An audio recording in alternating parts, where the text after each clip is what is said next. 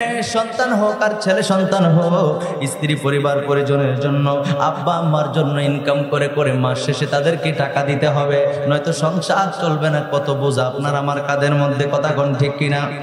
জুড়ে বলেন ঠিক কিনা?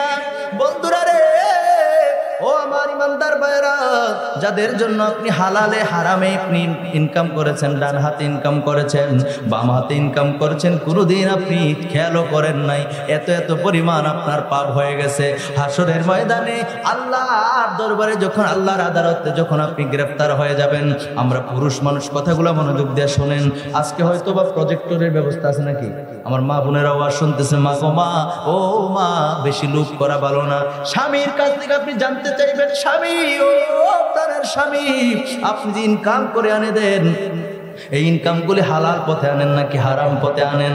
যদি আপনি হালাল পথে আনেন, দরকার হয় আমরা 2 বেলা খাবার খাবো, 1 বেলা না খেয়ে থাকবো, তারপর হারাম ইনকাম করেন না, আপনি স্বামীর উৎসাহ দিতে হবে। আমাদের দেশের মা বোনেরা কিন্তু এর বিপরীত করে, কথা বলেন ঠিক কিনা?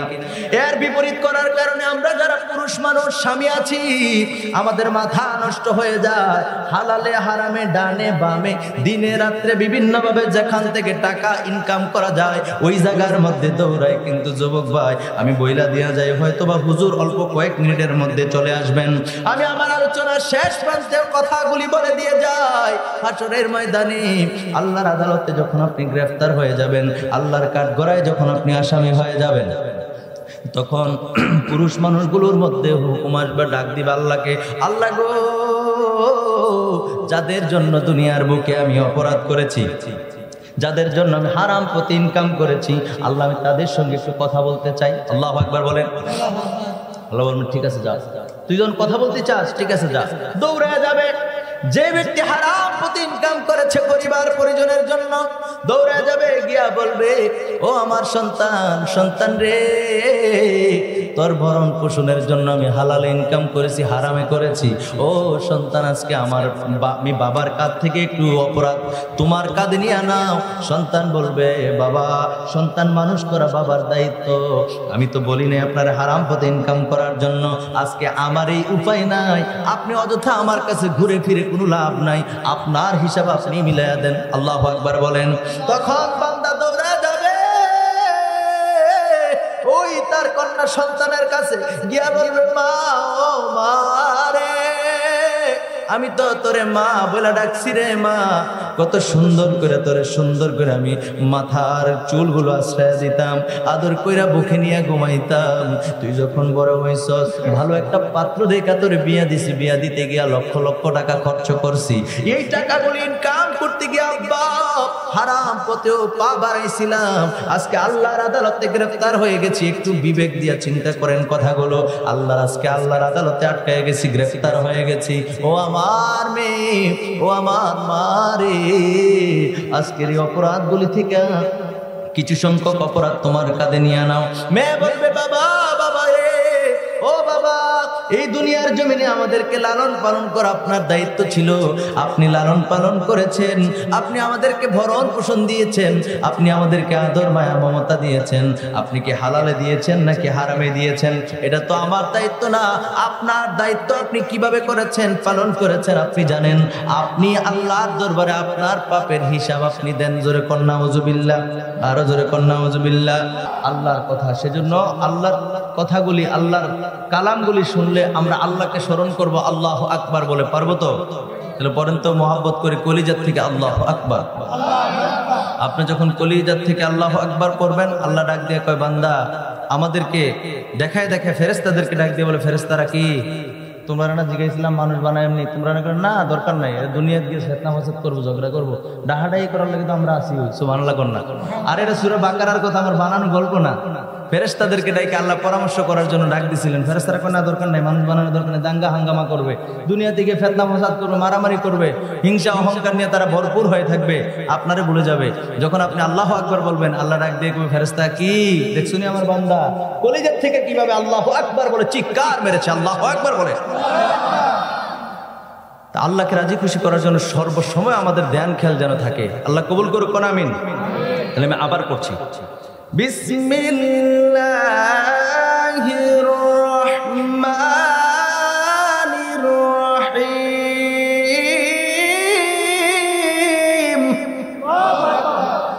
ইয়া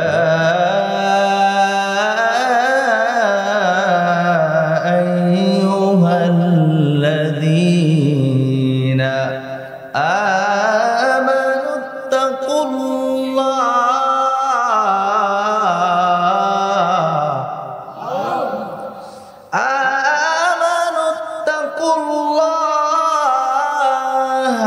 হাক্কা তুকাতিহ। ভাইরা আমার, বন্ধুরা আমার, আল্লাহ পাক রব্বুল আলামিন সূরা আলে ইমরানের 102 নম্বর আয়াত কারিমার মধ্যে ঈমানদারদেরকে ডাক দিলেন, ইয়া আইয়ুহাল্লাযীনা আমানু, হে ঈমানদারেরা, হে আমার বিশ্বাসী বান্দা বান্দিরা, সুবহানাল্লাহ বলেন। আল্লাহ পাক রব্বুল আলামিন পৃথিবীর সমস্ত মানুষের রব, কিন্তু আল্লাহ পৃথিবীর সমস্ত মানুষকে ডাকলেন না। আল্লাহ তো বলতে পারতেন ইয়া আইয়ুহান নাস, হে পৃথিবীর সমস্ত মানুষেরা, এটা তো আল্লাহ বলতে পারতেন, কিন্তু বলেন নাই। আল্লাহ বলছেন ইয়া আইয়ুহাল্লাযীনা আমানু, আল্লাহ বিশ্বাসীদেরকে ডাকলেন। আল্লাহ পাক রব্বুল আলামিন ঈমানদারদেরকে ডাকলেন। তাহলে বোঝা যায় ঈমানদারদেরকে যেহেতু ডেকেছেন, আল্লাহ কোন ইম্পর্টেন্ট কথা বান্দার কাছে বলতে চায়। কথা বলেন ঠিক কিনা? হে আমার ঈমানদার ভাইরা রে, আল্লাহ পাক রব্বুল আলামিন ঈমানদারদেরকে ডাক দিয়ে বলেন ইত্তাকুল্লাহ।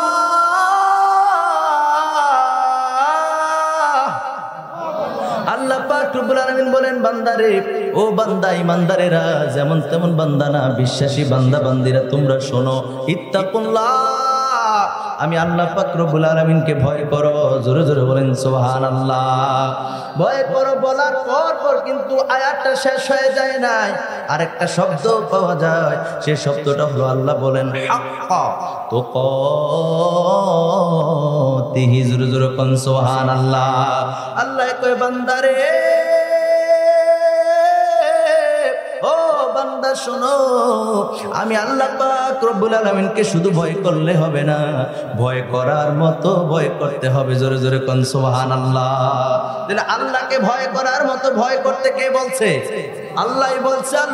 আল্লাহ বলেন, কারণ আমাদেরকে যদি জিজ্ঞেস করা হয়, বান্দারে, ও বান্দা, তোমরা আল্লাহরে ভয় করোনি, সকল মানুষ এক বাক্যে বলবো হ্যাঁ আমরা আল্লাহকে ভয় করি। কথা বলেন ঠিক কিনা? কিন্তু বন্ধুরা আমার, ভাইয়েরা আমার, বাস্তবিক পক্ষে আল্লাহকে যদি ভয় করত, মানুষ যদি আল্লাহকে ভয় করত, মানুষ কখনো নামাজ, আমার দিকে খেয়াল করেন, মানুষ কখনো নামাজ ছাড়তো না। মানুষ এই যে রমজান মাস আসতেছে, রমজানের রোজাগুলি ছাড়তো না। মানুষ যদি আল্লাহকে ভয় করত গো, তাহলে বান্দা কখনো, এখন বর্তমানে সবচাইতে বেশি যেই টপ লেভেলে যে শিরোনাম রয়েছে, যে খবর, যে নিউজ আছে, সেটা হলো ধর্ষণ। কথা বলেন ঠিক কিনা? আওয়াজ করে বলেন ঠিক কিনা? ধর্ষণ এবং হত্যা, নিরীহ মানুষের উপর অত্যাচার আছে না নাই? আওয়াজ করে বলেন আছে না নাই?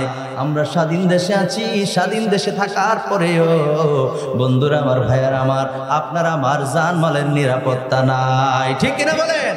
আমার প্রিয় ভাইয়ের, আমার বন্ধুরা, রাত্র 10টা 11টা কিংবা 12টার পর শুরু হয়ে যায়। আমি বাংলাদেশের কত জায়গা আলোচনা করার জন্য যাই, দুইবার ডাকাইতের সামনে পড়ছে, আল্লাহ আমার বাঁচা আনছে। বন্ধুরা আমার, রাস্তার মধ্যে গাছ ফেলায় দেয়, মনে হয় যে তার, সে আমার কাছে টাকা পানা, বুঝেন নাই? রাস্তার মধ্যে গাছ ফেলাই দিছে, কিচ্ছু করার নাই। একবার দেখলাম আমার গাড়ি যেখানে, তার সামনে আরেকটা গাড়ি, আর ওই গাড়িটার সামনের গাড়িটার উপরে গাছ কাটটা রশি দিয়ে টান দিয়ে ধরে রাখছে। প্রচুর কুয়াশা, যখন লাইটের আলোটা দেখছে গাছটা ছেড়ে দিছে। এখন গাছটা ছাড়ছে যে তাদের টার্গেট ছিল গাছটা পড়লে গাড়িটা যাইতে পারবে না, কিন্তু গাছটা পড়ছে গাড়ির উপরে। গাড়ির উপর পইরা, প্রাইভেট কারের উপর পইরা সামনাটা একদম চাপা হয়ে গেছে। নাউজুবিল্লাহ কইতেন না? আর জোরে কর নাউজুবিল্লাহ। আর একটা মানুষের কাছে থাকলে আর কত টাকা, 2, 4, 5, 10 হাজার টাকা থাকবে, কিংবা 5, 10 হাজার বা 20 হাজার টাকা দামের মোবাইল থাকবে, এগুলোই তো গাড়িটারে তুমি যেই অবস্থাটা করছো, এবং মানুষগুলো যদি মারা যেত, এগুলা তো লক্ষ লক্ষ কোটি কোটি টাকা দিয়ে এই ক্ষতিটা আর পূরণ করা যাইতো না, যাইতো? তো মামুর বাড়ির আবদার হলে তো চলবে না। এই স্বাধীন দেশের মধ্যে আপনি যেরকম নাগরিক, আমি ওরকম নাগরিক। আমার স্বাধীনতার প্রয়োজন আছে, আপনার স্বাধীনতার প্রয়োজন আছে। এই কাজগুলো কোনো বৃদ্ধ লোক করে না, যুবক ভাইয়েরা করে। কথা কোন ঠিক কিনা? যারা আর কি খারাপ, সব যুবকরা না। এখানে যারা যুবক ভাই আছেন, আপনাদেরকে আমি স্যালুট জানাই। তার কারণ হলো, আপনারা কোনো গান বাজনার মধ্যে এসে বসেন নাই, আপনারা মাহফিলের মধ্যে আসছেন। আরে কেমন জায়গা! আল্লাহর নবী কয়, যেই জায়গায় কোরআন হাদিসের আলোচনা হয়, ওটা হলো বেহেশতের বাগান। বেহেশতের বাগানের মধ্যে এসে বসছেন। জোরে জোরে জোরে কোন সুবহানাল্লাহ। এ আমার যুবক ভাইরা রে, এখনো যারা এই এলাকার যুবক ভাইরা শোনায়, তোমাদের জন্য আমার আফসোস, তোমাদের জন্য আমার বড়ই পরিতাপ, তোমাদের জন্য আমার বড় দুঃখ হয়। কোরআন হাদিস তো নিজে পড়ো না, ওয়াজ মাহফিল গুলাতে গেলে কোরআন তেলাওয়াত হয়, হাদিস শরীফ তেলাওয়াত হয়, আলেম ওলামারা কিছু গুরুত্বপূর্ণ কথা বলেন, এই কথাগুলো শুনলে হয়তো আল্লাহ পাক রব্বুল আলামিন জাহান্নামীদের কাতার থেকে জান্নাতীদের কাতারে আমার আল্লাহ কবুল করে দিতে পারতেন না, পারেন না কি পারেন না? আওয়াজ করে বলেন, পারেন না কি পারেন না? এই জন্য যুবক ভাইদেরকে লক্ষ্য করে আমি আয়াতগুলি পড়েছি। আল্লাহ পাক রব্বুল আলামিন কয়, বান্দারে, ও বান্দা, তোমরা পৃথিবীর কোন মানুষকে ভয় পাওয়ার দরকার নাই, তোমরা স্বয়ং ইত্তাকুল্লাহ, আমি আল্লাহ পাক রব্বুল আলামিনকে ভয় করো। জোরে কোন সুবহানাল্লাহ। আর জোরে কইতেন না সুবহানাল্লাহ। আল্লাহকে ভয় করার কথা বলেছে রে বন্ধু। এই জন্য আল্লাহ পাক রব্বুল আলামিনকে যদি বান্দা ভয় করে, তাহলে বান্দা নামাজ ছাড়তে পারে না, রমজানের রোজা ছাড়তে পারে না, জিনা ব্যভিচারে লিপ্ত হইতে পারে না, সুদ খাইতে পারে না, ঘুষ খাইতে পারে না, মিথ্যা কথা বলতে পারে না, পরের সম্পদ নিয়ে টানা হেঁচড়া করতে পারে না, ছিনতাই ডাকাতি করতে পারে না, মা বাবার কলিজায় লাথি দিতে পারে না। কথা কোন ঠিক কিনা? এই বান্দারেরা রে, আমার আল্লাহ পাক রব্বুল আলামিন কুরআনুল কারীমের মধ্যে স্পষ্ট করে বারবার বলছে, ও বান্দা, পৃথিবীর মানুষকে যদি ভয় পাও, পৃথিবীর মানুষকে যদি কোনো রাজা বাদশা কাউকে যদি তোমরা ভয় করো, তাহলে রাজা বাদশাদের অবর্তমানে, রাজা বাদশা কিংবা এমপি মন্ত্রীর অবর্তমানে তোমরা অপরাধ করার সুযোগ আছে। কারণ হলো এই লোকের যদি রাগ করেন না, ওনারে যদি ভয় করার কথা আল্লাহ বলতেন যে এই এলাকার সবাই ওনারে ভয় করবা, তাহলে ওনার পেছনে কিংবা ওনার অবর্তমানে অপরাধ করার সুযোগ ছিল। এই জন্য আল্লাহ কয়, ইত্তাকুল্লাহ, আমি আল্লাহর এই ভয় করো, দুনিয়ার রাজা বাদশারে ভয় করার দরকার নাই। আমি আল্লাহরে যদি ভয় করবা বান্দারে, তাহলে আমি আল্লাহ তো সব কিছু দেখি, জানি। সুবহানাল্লাহ। আল্লাহর তো আগে আর পাশে নাই, আছে? কথা বলেন, আগে পাশে বলে কিছু আছে? এই জন্য বন্ধুরা আমার, ভাইরা আমার, আল্লাহ পাক রব্বুল আলামিন যেহেতু বলেছেন আল্লাহকে ভয় করার জন্য, আমরা আল্লাহকেই ভয় করতে হবে। ঠিক কিনা বলেন? বর্তমানে অশান্ত পৃথিবীতে আমি যেই কথাটা আমি আপনাদের সামনে তুলে ধরছিলাম বন্ধুরা আমার, সেজন্য রব্বুল আলামিনকে আমাদেরকে ভয় করতে হবে। আমি আপনাদেরকে ছোট্ট আমি আমার জ্ঞান দিয়ে বোঝানোর চেষ্টা করছি। বর্তমানে এই অশান্ত পৃথিবীতে, শুধু বাংলাদেশ না, গোটা পৃথিবীর মধ্যে অশান্তি আছে। আছে না? না আছে? কথা কোন আছে না? নাই? ঘরের মধ্যে গেলে শান্তি নাই, হয় কেউ রোগাক্রান্ত হয়ে পড়ে রয়েছে চিল্লাপাল্লা একটা ঘরের মধ্যে, অথবা অভাব অনটন, অথবা স্বামী স্ত্রীর মিল নাই, অথবা সব ঠিক আছে ফোলা মাইয়া কথা বলে না। কথা কোন ঠিক কিনা? একটা না একটা অশান্তি লাগিয়ে রয়েছে প্রত্যেকটা পরিবারে। আছে না? নাই? আহারে, তারা কথা কয় না। আছে না? নাই? গোটা পৃথিবীতে সেম অবস্থা। এই যে বর্তমান এই ক্রান্তি, এই বর্তমানের এই পরিস্থিতিতে আপনি গোটা পৃথিবীতে যদি জিজ্ঞেস করেন শান্তি কোথাও নাই। এক মুরব্বী জিগেলাম, চাচা আসেননি ভালো? হ, গায়ে তোর দেখেন ভালো, ভিতরি দিয়ে জানজুরি কিচ্ছু নেই, উফিদা দেখেন তো ভালোই আছে, তাহলে ভিতরি দিয়ে কি কিচ্ছু নাই। তার মানে বোঝা গেল আমরা চেয়ে আরো কষ্টে আছে মুরব্বীরা। কেন? তাদের জয়েন্টে ব্যথা। আছে না? নাই? আরে কথা কেন? আছে না? নাই? আগের মতো সরে যুবক ভাই, তোমাদেরকে লক্ষ্য করে বলছি রে যুবক, আগের মতো মুরব্বীরা আগের মতো চাইলেও চলতে পারে না, শরীরে বল নাই, শরীর কেমন যেন দুর্বল হয়ে গেছে, চোখের পাওয়ার কমে গেছে, চশমা ছাড়া দেখে না, আগের মতো চোখে দেখে না, আগের মতো শরীরের চামড়াগুলো কেমন যেন ঢিলা হয়ে গেছে। কথা কোন ঠিক কিনা? চাইলেও রাতের অন্ধকার আল্লাহর ডাকবো, এটা সম্ভব হয় না। এমন অনেক দুর্বল মানুষ আছে যেটা আমরা হাদিস শরীফের মধ্যে পাই।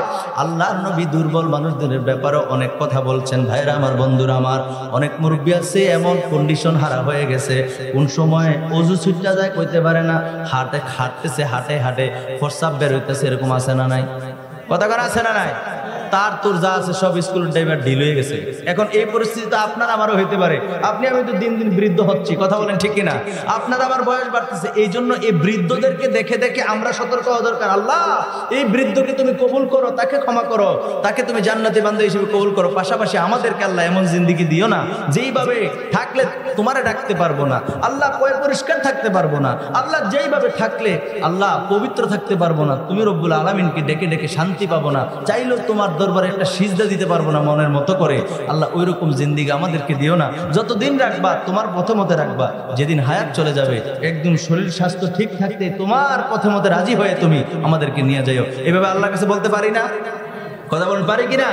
আল্লাহর কাছে বলতে হবে তো, নাই তো আপনার আমার অবস্থা আরো করুণ হবে। তারা যখন খাইছে নিজের হাতে মাছ ধরছে, নিজের ফলানো ফসল খাইছে, কথা কেন ঠিক কিনা? আর এখন প্রত্যেকটা জিনিস আমরা যা খাই সবগুলোর মধ্যে ফরমালিন, ভেজাল। এই ভেজাল খাইতে খাইতে খাইতে খাইতে একদম সব শেষ, কথা কোন ঠিক কিনা? জোরে কোন ঠিক কিনা? এই জন্য যুবক ভাইরা মুরব্বীদেরকে দেখলে শ্রদ্ধা করতে হবে। রাসূল বলেছেন মুরব্বীদেরকে শ্রদ্ধা করা, ছোটদেরকে স্নেহ করা আমি নবীর সুন্নাত। যে এর ব্যতিক্রম করলো, মুরব্বীদেরকে শ্রদ্ধা করে না, ছোটদেরকে স্নেহ করে না, রাসূল বলেন সে আমার উম্মত না, সে আমার কি না?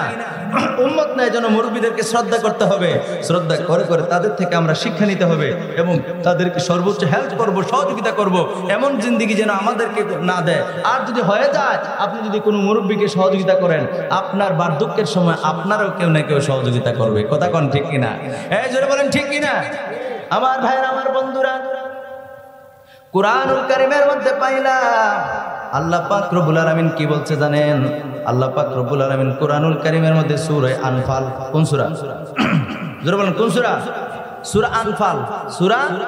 সূরা আনফালের 28 নম্বর আয়াতে কারিমার মধ্যে আমার আল্লাহ পাক রব্বুল আলামিন বলছেন, আমার সাথে পড়েন, বিসমিল্লাহির রহমানির রহিম। ইয়া আইয়ুহাল্লাযীনা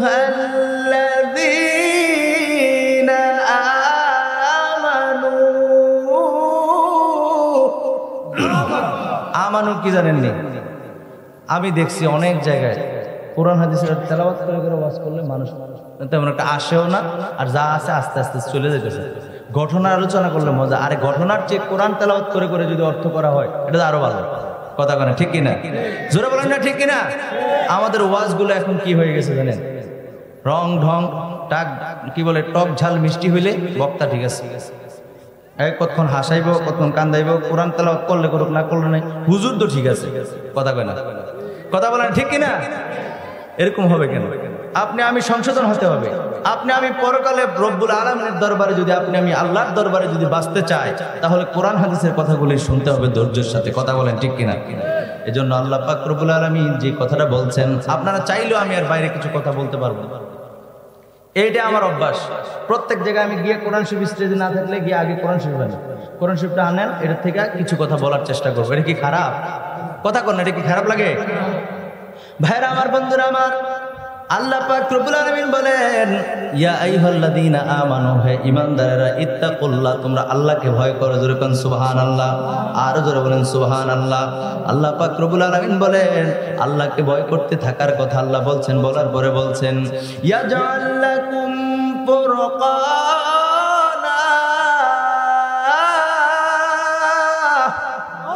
আল্লাহ পাক রব্বুল আলামিন বলেন, আল্লাহ নিজে বলছেন, আল্লাহ রব্বুল আলামিন আমাদেরকে ফয়সালা করে দিবেন, বিভিন্ন সমস্যার সমাধান করবেন। জোরে জোরে কোন সুবহানাল্লাহ। আল্লাহর ভয় যদি অন্তরে থাকে রে, আল্লাহ পাক রব্বুল আলামিন আমাদের যাবতীয় সমস্যাগুলি ফয়সালা করে দিবেন। জোরে জোরে কোন সুবহানাল্লাহ। এরপর আল্লাহ বলেন, ওয়া ইউকাফিরু আনকুম সাইয়্যাতিকুম ওয়া ইয়াগফির লাকুম। আল্লাহু আকবার বলেন। আল্লাহ পাক রব্বুল আলামিন বলেন, আমি আল্লাহ পাক রব্বুল আলামিন তোমাদের যে পাপগুলি আছে, এই পাপগুলি আমি আল্লাহ মোচন করে দেব, মুছে ফেলবো। জোরে জোরে কোন সুবহানাল্লাহ। তাহলে আল্লাহর ভয় অন্তরে থাকলে আল্লাহ পাপ মুছে দেয়। সুবহানাল্লাহ কোন না? এটা আল্লাহর কোরআন, সূরা আনফাল 8 নাম্বার সূরা, পারা নাম্বার 9। পারা নাম্বার কত? 9, সূরা নাম্বার 8। এই 8 নাম্বার সূরা আনফালের 29 নাম্বার আয়াত। কয় নাম্বার আয়াত? 29 নম্বর আয়াত। 29 নম্বর আয়াতে আল্লাহ সুবহানাহু ওয়া তাআলা এই ঘোষণা দিয়েছেন যে আল্লাহকে ভয় করলে আল্লাহ পাক রব্বুল আলামিন তার পাপগুলি মুছে দেয়। জোরে বলেন সুবহানাল্লাহ। এরপরে কি করেন আল্লাহ বলেন, ওয়া ইয়াগফির লাকুম। আল্লাহ বলেন, ওই বান্দার যত অপরাধ আছে সবগুলি আমি আল্লাহ ক্ষমা করে দেব। ইয়াগফির, আল্লাহ বলেছেন, কোরআনে বলেছেন, ইয়াগফির লাকুম, তোমাদের সকল অপরাধ আমি আল্লাহ ক্ষমা করে দেব। জোরে জোরে কোন সুবহানাল্লাহ। ওয়াল্লাহু যুল ফাযলিল আযীম।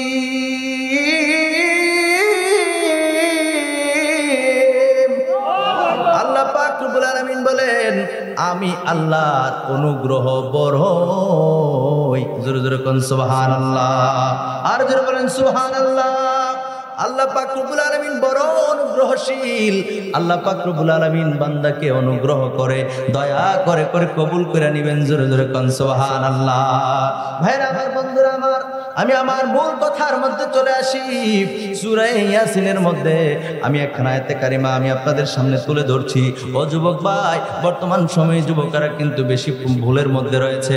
মুরব্বী যারা আছে বহুত ভালো আছে, তার কারণ হলো তারা এত অন্যায় বুঝতো না, এত বাটপারে সিটারি তাদের মাথার মধ্যে নাই। কথা কোন ঠিক কিনা? এটার বাস্তব উদাহরণ দিতাম নেই, বাস্তব উদাহরণ দিই। আমি যদি এক মুরব্বীরে কই, বাবারে আমার এই মোবাইলটা আপনি নেন, একটু আমার চাচার কাছে ফোন দেন, নাম্বারটা বাইরে করে পারবেন নেই? কন্যা তারা কন্যা পারবে? পারতো না, সিলিন্ডার করছে। আলহামদুলিল্লাহ কইতেন না? আর এটা ভালো লক্ষণ। বাস্তবিক আপনাদেরকে চোখের সামনে দেখাই দিলাম। কোনো মুরব্বীরে টাচ মোবাইল দিলে, অ্যান্ড্রয়েড সেট দিলে বা স্মার্টফোন দিলে সে কিছু করতে পারতো না। বেশিতে বেশি হলে যদি তারা ট্রেনিং দেওয়া হয়, খালি কল আইলে রিসিভ করতে পারবো, আর হলো কোন মতো একটা কল দিতে পারবো। কথা বলেন ঠিক কিনা? এর বাইরে কিছু করতে পারবো? তো যুবক ভাই যারা আছো, যুবক ভাইদেরকে বলছি, মাইকের আওয়াজ যত দূর যায়, আমার কলিজার দন, আমার কলিজার ভাইরা, যুবক ভাইরা, যুবক ও যুবক, আমরা কিন্তু নষ্টের পথে এই মোবাইলের কারণে। কথা বলেন ঠিক কিনা? মোবাইলের মধ্যে যুবক হইতে তো একটু সময় লাগে। যেই ছেলেটা 2, 3, 4, 5 এ পরে, এই ছেলেটার কাছে যদি আপনি মোবাইলটা দেন, আর এই বয়স্ক ব্যক্তির কাছে যদি মোবাইল দেন, বলেন তো ফার্স্ট হবে কে? ওই ফিচ্চিটা। কথা কোন ঠিক কিনা? হেতে মোবাইলের শুরু থেকে শেষ পর্যন্ত আতুজুরি, নাট বল্টু, স্ক্রু ড্রাইভার কই আছে সব কই তারবো। কথা কোন ঠিক কিনা? কথা বলেন না ঠিক কিনা? ফাংশন যা আছে সব হেতার হাতের মুঠোয়, 2 আঙ্গুলের কাছে, এই বৃদ্ধাঙ্গুলের নিচে। কথা বলেন ঠিক কিনা? হ্যাঁ, ছোট বাচ্চারা যেটা আপনার কথা বলতে পারে না ঠিক মতো, ওইটাও মোবাইল নেওয়ার জন্য ঘরের মধ্যে চিল্লাপাল্লা করে। আছে না নাই? কথা কন না, আছে না নাই? এইরকম এক সহজ সরল মুরব্বীদের জিন্দিগি আমাদের চেয়ে অনেক আফজল, অনেক উত্তম, অনেক ভালো।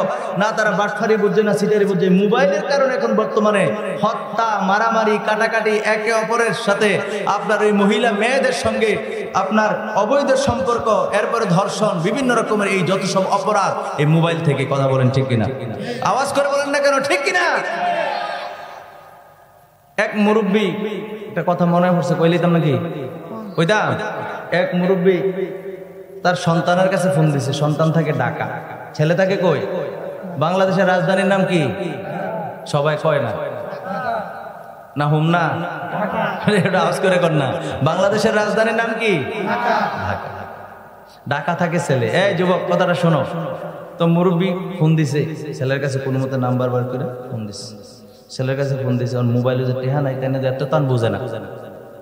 মোবাইলে টাকা না থাকলে কি বলে? কম্পিউটারে সেটিং করা আছে।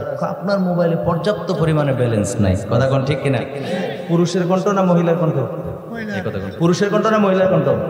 তাহলে আপনি আমি অনেকটা জিম্মি। কথা বলো না ঠিক কিনা? পুরুষের কণ্ঠ দিলেও তো পারতো, মহিলাদের কণ্ঠ দিচ্ছে। অথচ মহিলাদের কোনো কণ্ঠে আমরা শোনা জায়েজ না। কোরআন শরীফের সূরা নিসার 23 নম্বর আয়াতে আল্লাহ স্পষ্ট করে দিয়েছেন, একটা পুরুষ ব্যক্তি 14 জন মহিলার সামনে যেতে পারবে, আর একটা মহিলা 14 জন পুরুষের সামনে যেতে পারবে। এর বাইরে গোটা পৃথিবীর কোনো মহিলা, এর বাইরে কোনো পুরুষের সামনে যেতে পারবে না। কোনো পুরুষও 14 জন নারী ব্যতীত অন্য কোনো নারীর সামনে যেতে পারবে না। সুবহানাল্লাহ বলেন না? বিধান কার? কথা আপনাদের কাছে খারাপ লাগতেছে? বিধানকার, বিধানকার আল্লাহ। আমি ওইদিকে যাব না, আপনারা সূরা নিসার 23 নম্বর আয়াত ঘরে পড়লেও আপনারা পাইবেন। কথা বুঝতে পারছি? মা, শাশি, খালা, ফুফু, আপন মেয়ে, ভাতিজি, ভাগ্নি, এরকম বুঝতে পারছি? যেগুলা মুহরিম, যাদের সাথে বিবাহ বন্ধন জায়েজ নাই। মার লগে কি সন্তানের বিবাহ বন্ধন জায়েজ? জায়েজ। ফুফুর সাথে, খালার সাথে, আপন মেয়ের সাথে, আপন ভাগ্নির সাথে, আপন ভাইস্তির সাথে, আপন শাশুড়ির সাথে, আপন শালিকের সাথে শালিরই বিবাহ করা জায়েজ নাই। সুবহানাল্লাহ কর না। বউ মরে গেলে জায়েজ, আবার তো ফেস লেগে যাবো। হুজুর অনেক জায়গায় দিয়ে শালি বিয়ে করে। বউ যদি না থাকে, বউটা আপনার বউটা মারা গেছে, তোমার ডিভোর্স হয়ে গেছে যে কোনো কারণে, ওই বোন থাকা অবস্থা আপনার ঘরে, আপনার শালিকা আপনার আপন বোনের বিধান। যেরকম সুবহানাল্লাহ, আপনার আপন বোন যেরকম, শালিকাটাও এরকম। যখন বউ মারা যাবে কিংবা তালাক প্রাপ্ত হয়ে যাবে, কথা বুঝতে পারছি নি, তখন আবার যায়, এটা ভেঙে দিয়ে গেলাম, তো আবার ফেস লেগে দেবো। কথা বুঝতে পারছি? এর বাইরে কোনো মহিলার সামনে যাওয়া জায়েজ? কথা বলে না জায়েজ? ওই মুরব্বী মানুষ ফোন দিছে, কি বলতেছে? আপনার মোবাইলে পর্যাপ্ত পরিমাণে ব্যালেন্স নেই। মুরব্বী তো সেটা শেষ কি রে, ফুতে চাকরি করতে গেছে ঢাকায়, বেরিয়েতে কথা কয় না, ফুতে না জানায় বিয়া করলে ফুরে গেছে বিপদে। এই বেয়াদব, আমার ফুতের কাছে তো মোবাইল তাড়াতাড়ি, তুমি কেডা? তাড়াতাড়ি আমার ফুতের কাছে দাও। আসলে কি মহিলা কথা কয় নাকি ওই যে ব্যালেন্স নাই ওটা বলতেছে? কথা বোঝেন নাই? তো আমাদের যে তাদের জীবনটা কত আফজল, কত উত্তম। মুরব্বীরা যে বুঝে না, না বুঝার কারণে পরকালে তাদের জন্য উত্তম ব্যবস্থা রাখছেন কে? আমরা বেশি বুঝাই আজকে পরকীয়ার মধ্যে লিপ্ত। এই আওয়াজ ছোট হয়ে গেছে। বেশি বুঝার কারণে রাত্রের নিশি দিশি ছোট ছোট বাচ্চাগুলো রাস্তার মোড়ে মোড়ে বসে আমরা তো ওয়াজ করি, রাত্রে খেলাবেলা আমাদের, কারণ প্রত্যেক রাত্রে অগমা 2টা 3টা 4টা, গতকাল রাত্রে 1 মিনিটও ঘুমাইতে পারিনি, 2টা প্রোগ্রাম করতে হয়েছে। আমি 2টা প্রোগ্রাম নেই না, বাধ্য হয়ে যাই হোক, যেমন হোক নিছি, পুরা রাত্র অগমা। এখন রাত্রে ঘোরাফেরা তো আমরা করি বেশি, কথা কয় না, ঠিক কিনা? রাস্তার মোড়ে মোড়ে দেখি অনেক সময় বলা হয় না, মোবাইল টিভি কি করে আল্লাহ জানে, কি ফ্রি ফায়ার না পাবজি খেলার কাছে খেলতেছে সামনে মার আছে না নাই? কথা কয় আছে না নাই? কি তা কয় বাবা, আমরা তো এই যুগের মানুষ হই, আমরাও বুঝি না। কারে কয় মারতো, কয় ফায়ার করালে, কয় কয় মার মার মার, ডাইনে গেছে বামে গেছে, বইবে নিজে নিজে, আর কেউ লগে নাই। আমি কি জিনে মিনে দর্শিনী কোনো বুঝতেছি না, একা একা তো কথা কয়, জিনে ধরি না মানুষ, কথা কন ঠিক কিনা? ও কাহা ও ও কই যা, আচ্ছা যাইয়া আইয়ে যাক, আলহামদুলিল্লাহ। আপনাদের আসলে খারাপ লাগতেছে নাকি? আমি চেষ্টা করি বাস্তবিক কিছু কথা বলার জন্য। এই কথাগুলো কেন বললাম? যুবক আমার কলিজার টুকরা, দিন দিন এই শয়তানের প্রতারণা করে আল্লাহর গজব যে আমাদের উপরে আসে না, এটা আল্লাহর বড় দয়া। এমন কোন বাড়ি নাই যে অপরাধ হচ্ছে না, কথা কয় ঠিক কিনা? এমন কোন সমাজ গ্রাম বাদ দিলাম, এমন কোন বাড়ি নাই যে বাড়ির মধ্যে অপরাধ হয় না। প্রত্যেকটা বাড়িতে বাড়িতে পরকীয়া, প্রত্যেকটা বাড়িতে বাড়িতে মিথ্যা, প্রত্যেকটা বাড়িতে বাড়িতে এখন ঝগড়াঝাড়ি। আপন ভাই এক মারপেট থেকে ঘর থেকে বের হয়েছে। আমাকে বলেছেন, বিশেষ করে দাদন ভাই বলেছেন, আমার যুবক ভাইদেরকে নিয়ে 2-4টা কথা বলুন, এই জন্য এই কথাগুলো বলতেছি। যুবক আপন মারপেটের থেকে বের হইলাম, একই মা, তার উদর থেকে বের হওয়া বড় ভাই ছোট ভাই। বাংলাদেশে বহু জায়গায় বড় ভাই ছোট ভাইয়ের গায়ে দিয়ে মেরে দিয়েছে, নাই তো বড় ভাই ছোট ভাইয়ের মারছে, আছে না নাই? কথা করে আছে না নাই? আরে কি রে ভাই, এই ভাই তো তোমার কোন ফিটে নিছে ছোটবেলা, একসাথে তো তোমরা চলাফেরা করছো, মায় তো এক হাতে নলা দিয়া তোমার একটা দিছে, তোমার বাইরে একটা দিছে, তুমি এই ভাইয়ের গায়ে কেমনে হাতটা তুললো আমার তো বুঝতে পারো না। বড় ভাই বা ছোট ভাইয়ের গায়ে হাতটা কিভাবে তুললো? 2, 4, 5, 10 টাকা, নাই তো 2, 4 ইঞ্চি জায়গা। আরে ভাইয়ের ভাই নিছে, এটা আরেক বেটায় নিছে না। যদি নিয়েও না, বাইরে বলেন যে ভাই আপনি বড় ভাই হিসেবে, আপনি ছোট ভাই হিসেবে ঠিক আছে দিয়ে দিলাম, এটা কি ভালো না? কথা কেন, এটা কি ভালো না? যে মার্ডার করে সে কি ভালো থাকতে পারে? সে ভালো বাঁচতে পারে? তো সেও তো গ্রেফতার হয়, সারা জিন্দিগি সে জেলখানা কাটাইতে হয়। আল্লাহ আমাদের এগুলোর থেকে বাঁচাক কোন, আমিন। আর জোরে কোন আমিন। আমার যুবক ভাইয়েরা, আমার বন্ধুরা, মুরব্বীদের কথা আমি কেন বললাম? বর্তমান সময়ে মারামারি কাটাকাটি সবগুলার মধ্যে সম্পৃক্ত হলো আমার যুবক ভাইয়েরা। এই যুবক ভাইয়েরা নেশার মধ্যে জড়িত হয়ে গেছে। মদ, গাঁজা, ইয়াবা, বাবা, কত রকমের আফিমখোর বাংলাদেশের মধ্যে বের হয়ে গেছে। নামাজের সঙ্গে দেখা নাই, আল্লাহর ডাকাডাকির সঙ্গে দেখা নাই, নবীজির হাদিস শরীফের দিকে খেয়াল নাই, নবীজির সুন্নত মোতাবেক জীবন গড়ার কোনো গতি নাই। কিন্তু ভাইয়েরা আমার, বন্ধুরা আমার, মানুষগুলো কি হলো আমি বুঝতেছি না। প্রত্যেকটা মহল্লায় মহল্লায়, প্রত্যেকটা বাড়িতে বাড়িতে মানুষ অপরাধ করে। আল্লাহ পাক রব্বুল আলামিন যদি গজব দেয় বন্ধুরা আমার, সেই গজব থেকে একটা বান্দাও বাঁচার মতো কোনো উপায় থাকবে না। কথা কোন ঠিক কিনা? হাসরের ময়দানের কথা খেয়াল করতে হবে। হাসরের ময়দানে আল্লাহ পাক রব্বুল আলামিন বান্দাদেরকে যে শাস্তি দিবেন, সেই শাস্তির কথা খেয়াল রাখতে হবে কি হবে না? একটু আওয়াজ করে বলেন, হবে কি হবে না? আপনাদের আওয়াজ যদি কম হয় আমার ওয়াজ স্লো হয়ে যাবে। আপনাদের এই জন্য আশা করতেছি আপনাদের আওয়াজের। বলেন তো একবার আল্লাহু আকবার, বলেন তো ইয়া রাসূলুল্লাহ, বলেন ইয়া ওয়ালি আল্লাহ। হায় রে মুসলমান, পরকালের কথা যদি চিন্তা করা হয়, সূরা ইয়াসিনের 64 নম্বর আয়াতে কারিমার মধ্যে আল্লাহ কি কয়, এই কথাটা শুনলে আমার মনে হয় অন্তর পর্যন্ত কেঁপে যাবে। মানুষগুলি যারা হাত দিয়ে অপরাধ করে, পা দিয়ে অপরাধ করে, চোখ দিয়ে অপরাধ করে, মুখ দিয়ে অপরাধ করে, তাদের ব্যাপারে বড় কঠিন হুঁশিয়ারি আল্লাহ পাক রব্বুল আলামিন সূরা ইয়াসিনের 64 নম্বর আয়াতে কারিমার মধ্যে দিয়েছেন। আমার সাথে পড়েন, বিসমিল্লাহির রাহমানির اليوم نختم على أفواههم وتكلمنا أيديهم وتشهد أرجلهم بما كانوا يكسبون।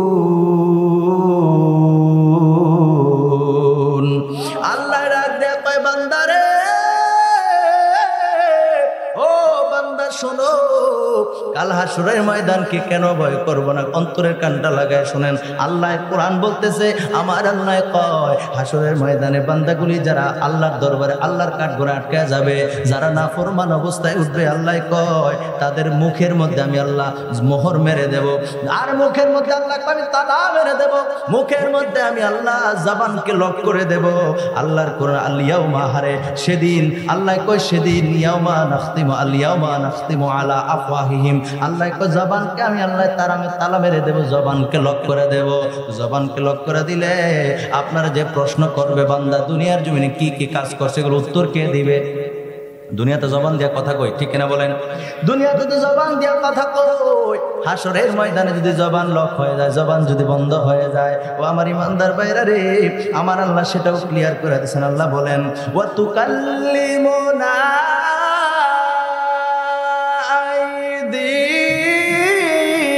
আইদিহিম, জোরে কোন আল্লাহু আকবার। আল্লাহ কয় বান্দা শোনো, তোমাদের জবানগুলি যখন আমি আল্লাহ লক করে দেবো, এ মুসলমান অন্তরের কানটা লাগায় শোনো, আল্লাহ কয় তখন কথা বলবে হাত হাত। এখন কি হাত কথা কয়? আমি তো বানায় কথা বলতেছি না, আল্লাহর কোরআন থেকে বলতেছি। আল্লাহ বলেন তোমাদের জবানগুলি যখন বন্ধ হয়ে যাবে, আমি আল্লাহ বন্ধ করে দেব, জবানের মধ্যে মোহর মেরে দেব, জবান অচল হয়ে যাবে রে। তখন কথা বলবে আমি রবের সঙ্গে হাত। সুবহানাল্লাহ কোন? এখন কথা বলবে না, কারণ এখন তো হাসরের ময়দান না, এখন হলো দুনিয়ার জমিন। দুনিয়ার জমিনে হাত কথা বলবে না, বিধান হলো জবান কথা বলবে। আর হাসরের ময়দানে বান্দাকে যখন গ্রেফতার করা হবে, তখন জবান বন্ধ হয়ে যাবে, কথা বলবে হাত। জোরে জোরে কোন আল্লাহু আকবার। হাত যদি কথা কয়, ও মুসলমান আপনাদের কাছে আমি জানতে চাই, হাত যদি কথা কয় তাহলে বলেন তো দেখি, হাত কি আপনার পক্ষে কথা কইব? কথা কয়? হাত কি আপনার পক্ষে কথা বলবে? দুনিয়ার জমিনে ওই চামড়ার মুখ দিয়ে আপনি সত্যকে মিথ্যা বানাইছেন, আহার মিথ্যারে সত্য বানাইছেন, ফাইলাটকাইয়া ঘুষ খাইছেন। গরিব মানুষ দেখা দেখে ওই দিনকে দেখলাম মানুষ কত বড় অমানবিক হয়। 50,000 টাকা এক গরিব পরিবার থেকে নিচ্ছে। কেমন গরিব রে? আপনি শুনলো চোখের পানি চলে আসবে। 2টা ভাই একটা বোন, 2টা ভাই অন্ধ, একটা বোন বোনটা অন্ধ, মানে তৃতীয় ভাই বোন তিনোটাই অন্ধ। এই অন্ধ পরিবার, তার ফিট নাই কথা বলে। অন্ধ বলে কি হয়েছে? তারা যেহেতু বেঁচে আছে, খাওয়ান লাগবো। সবগুলা যে অন্ধ, মা বাপকে আজীবন বাচ্চা থাকবো? মা বাবার কাঁধে যতদিন জোয়াল ছিল, মা বাবা কষ্ট করে কি করবো, আল্লাহ দিছে অন্ধ। সবগুলা অন্ধ, দুটা পুতে অন্ধ, মহিলাটা অন্ধ, সবগুলা বৃদ্ধ হয়ে গেছে। মা বাপ দুনিয়ায় নেই। এই মানুষগুলোর সংসার কেমনে চলে? এলাকার মানুষ যে যা পারে, যার যখন যেটা ইচ্ছা হয় নিয়ে দিয়ে আসে, খায়, এমনি চলতেছে। এখন বাধ্য হইয়া চিকিৎসার জন্য কিংবা বিপদে হইয়া আরেকবারের এক মহিলা থেকে খুঁজিয়া 50,000 টাকা আনছে। কত? এই 50,000 টাকা প্রত্যেক মাসে 3-4 টাকা করে দিতে হয়। কি করবে গরিব মানুষ? দিতে দিতে উনি বলতেছেন আমি 2 লক্ষ টাকার উপরে দিছি, প্রায় 2.5 লক্ষ টাকা দিছি। এরপরেও সেই মহিলা কয় আমার কাছে এখনো 50,000 টাকা পাবে। আর 50,000 সুদ নাকি, 50,000 টাকার সুদ নাকি আরো 30-40,000 টাকা হয়ে রয়েছে। আমি প্রায় 2.5 লাখ টাকা দেওয়ার পরেও এই টাকা আমার শেষ হয় না। আমি ছোট্ট একটা গরু ফালি, ওই গরু লইয়া হে পথ দিয়া লাইছি। জোরে কন্যা নাউজুবিল্লাহ, আরো জোরে কন্যা নাউজুবিল্লাহ। সোনার দুনিয়ার জমিনে সত্যরে মিথ্যা বানাইছো, জবান দিয়া মিথ্যারে সত্য বানাইছো, ফাইলাট খাইয়া ঘুষ খাইছো, মানুষের থেকে সুদ খাইছো, চক্রবৃদ্ধি হারে সুদ খাইছো। মনে রাখো সোনা সান, কাল হাসরের ময়দানে জবান আল্লাহ তাআলা মাইরা দিবে, তখন কিন্তু কোনো উপায় থাকবে না। ঠিক কিনা বলেন? আর জোরে বলেন ঠিক কিনা? দুনিয়ার জমিনে যারা সাহেব সর্দার আছে, ওই সাহেব সর্দার গুলির মধ্যেও মাথা নষ্ট হয়ে যায়। কারণ কেউ যদি 5,000 টাকা দেয় তার দিকে রায় হয় না, সে 10,000 টাকা দেয় তার দিকে রায় হয়। কথা কোন ঠিক কিনা? সব সাহেব সর্দার একরকম না।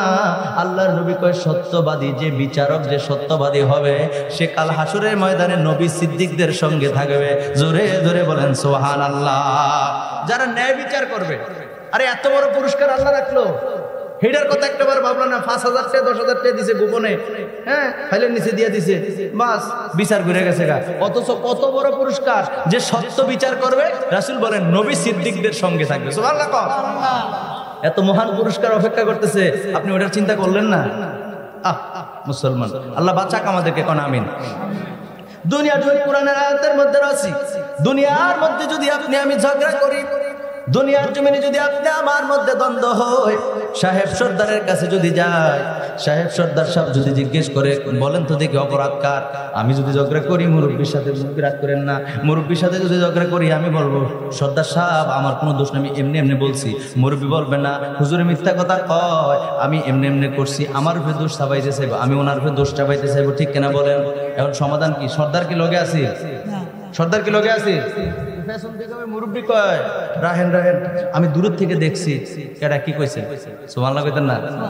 দূরের থেকে যদি কেউ দেখতে না, মানে সাক্ষী যদি থাকে, বলেন তো দেখি কথা কি আর হেরফের হবে? এবার দেখেন আল্লাহ কোরআনে কি কয়, আল্লাহ কয় জবানের মধ্যে আমি আল্লাহ তাআলা মেরে দিব রে, জবান তো বন্ধ হয়ে যাবে, কথা বলবে আমি রবের সঙ্গে হাত হাত, কথা বলার পরে শেষ না। আমার আল্লাহ কোরআন দিয়ে জানায় দিয়েছেন, আল্লাহ বলেন, আহারে আল্লাহ বলেন ওয়া তাশহাদু আরজুলুহুম বিমা কানু ইয়াকসিবুন।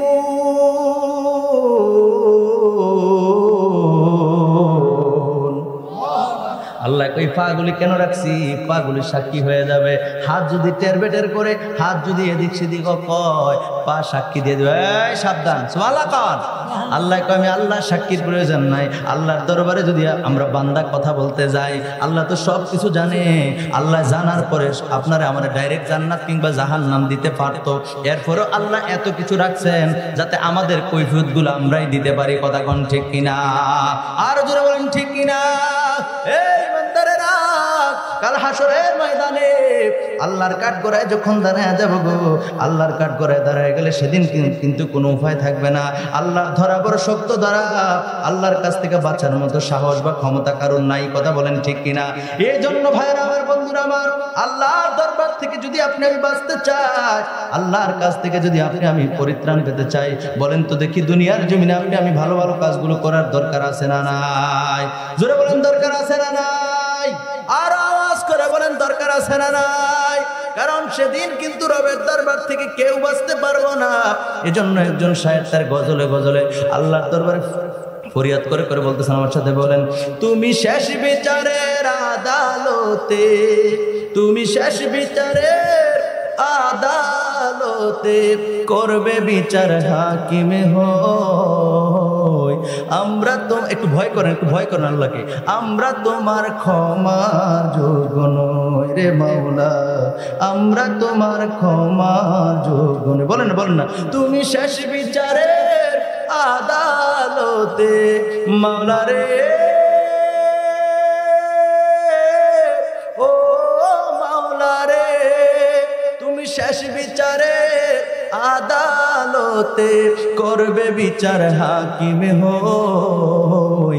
আমরা তোমার ক্ষমার যোগ্য নই রে মাওলা। বলেন না, বলেন না, আমরা তোমার ক্ষমার, বলেন না, আমরা তোমার ক্ষমা যোগ্য নই রে মাওলা, আমরা তোমার ক্ষমা। ভালো মন্দ সবই মাওলা আছে তোমার জানা, মিথ্যা বলার নাই রে উপায়, চলবে না বাহানা। ঠিক কিনা বলেন? দুনিয়ার জমিনে বাহানা চলে, দুনিয়ার জমিনে সত্যকে মিথ্যা বানানো যায়, টাকার দ্বারা অনেক কিছু পরিবর্তন হয়ে যায়, কিন্তু আল্লাহর সামনে সেদিন কোনো কিছু পরিবর্তন করা সম্ভব না। ঠিক কিনা বলেন? এই জন্য শায়ের তার গজলের মধ্যে বলতেছেন, ভালো মন্দ সবই মালিক আছে তোমার জানা, মিথ্যা বলার নাই রে উপায়, চলবে না বাহানা। ঠিক কিনা বলেন? মিথ্যা বলার নাই রে উপায়, চলবে না বাহানা। আমার সর্বঙ্গ সাক্ষী দিবে মাওলা রে, ও মাওলা রে, আমার সর্বঙ্গ সাক্ষী দিবে, কেমনে আমি মিথ্যা কই মাওলা রে, কেমনে আমি মিথ্যা কই, আমরা তোমার ক্ষমার যোগ্য নই। বলেন না, বলেন না, আমরা তোমার ক্ষমা আল্লাহ তো কোরআনে কথা বলছেন, ফামাইয়া আমাল মিসকালা যাররাতিন খায়রান ইয়ারা ওয়া মাইয়া আমাল মিসকালা যাররাতিন শাররান ইয়ারা। আল্লাহ কয় যাররা পরিমাণ নেক আমলের হিসাব সেদিন তোমরা আমার থেকে বুঝে পাইবা, এবং যাররা পরিমাণ অপরাধের হিসাবও সেদিন তোমরা আমার কাছে পেয়ে যাইবা। আল্লাহু আকবার বলেন। এই জন্য বন্ধুরা আমার ভাইরা, তো আল্লাহ যদি যাররা পরিমাণ একটা শ্বাস প্রশ্বাসের হিসাব যদি নেয়, বলেন তো দেখি কেউ কি জান্নাতে যেতে পারবো? কথা বলে না, কেউ কি জান্নাতে যেতে পারবো? এই জন্য শায়ের বিনায় বিনায়া এই গজলটার মাধ্যমে আল্লাহর দরবারে বলতেছেন, মালিক আমরা তোমার ক্ষমার যোগ্য নই রে মাওলা, আমরা তোমার ক্ষমা। সেদিন আদালতে তোমার সামনে কেমন করে যাব, এত পাপের হিসাব আমরা কেমন করে দেব। গাইতাম নি সেদিন আদালতে তোমার সামনে কেমন করে যাব, এত পাপের হিসাব আমরা কেমন করে দেব। সেদিন আদালতে তোমার সামনে কেমন করে যাব, এত পাপের হিসাব আমরা কেমন করে দেব। তুমি এক এক করে নিবে হিসাব মাওলা রে, ও মাওলা রে, তুমি এক এক করে নিবে হিসাব, নিজের হাতে কলম লই আমরা তোমার ক্ষমার যোগ্য নই রে মাওলা, আমরা তোমার ক্ষমার যোগ্য নই। তুমি শেষ বিচারের আদালতে, তুমি শেষ বিচারের আদালতে করবে বিচার হাকিমে হই, আমরা তোমার ক্ষমার যোগ্য নই রে মাওলা, আমরা তোমার ক্ষমার যোগ্য। মজিয়া সংসারের মায়ায় রইলাম তোমায় বলে, রঙ্গরসে দিন কাটাইলাম মায়া নদীর কোলে। এমন আল্লাহর অনেক বান্দা আছে রে, 24টা ঘন্টার মধ্যে একবারও বান্দায় আল্লাহর নাম নেয় না। কথা বলেন ঠিক কিনা? এমন অনেক বান্দা আছে 24টা ঘন্টা পার হয়ে যায়, 24টা ঘন্টা পার হয়ে যাওয়ার পরেও একটা বারের জন্য হলেও আল্লাহর দরবারে আল্লাহর নামটা নেয় না। এরকম অনেক বান্দা আছে।